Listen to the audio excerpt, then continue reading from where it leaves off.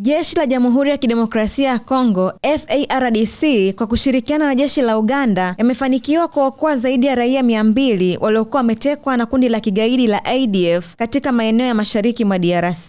Kwa mujibu wa taarifa ya jeshi la Uganda, operation hii ya pamoja imetekelezwa mwishoni mwa wiki iliyopita katika maeneo ya Bulongo na Beni karibu na mto Epulu, ambapo mapigano makali yaliripotiwa kati ya majeshi hayo na wapiganaji wa ADF. Katika operation hiyo, wanajeshi kadhaa wa ADF waliuawa. Waliokolewa ni pamoja na wavulana na wasichana wenye umri kati ya miaka 14 na 19. Inaripotiwa kuwa baadhi yao walikuwa katika hali mbaya kiafya kutokana na ukosefu wa chakula, pamoja na kuathiriwa na magonjwa kama malaria wakati wa utekaji wao. Baada ya kuokolewa, mamlaka za kijeshi zimesema kuwa zinaendelea kushirikiana na serikali ya DRC kuhakikisha raia hao wanapatiwa matibabu na hatimaye kurejeshwa kwa familia zao. Tangu mwaka 2021, Uganda na DRC zimekuwa zikishirikiana katika operation ya kijeshi inayojulikana kama Shujaa, yenye lengo la kupambana na kundi la ADF ambalo lina mizizi nchini Uganda, lakini limejikita zaidi katika msitu wa mashariki mwa Kongo.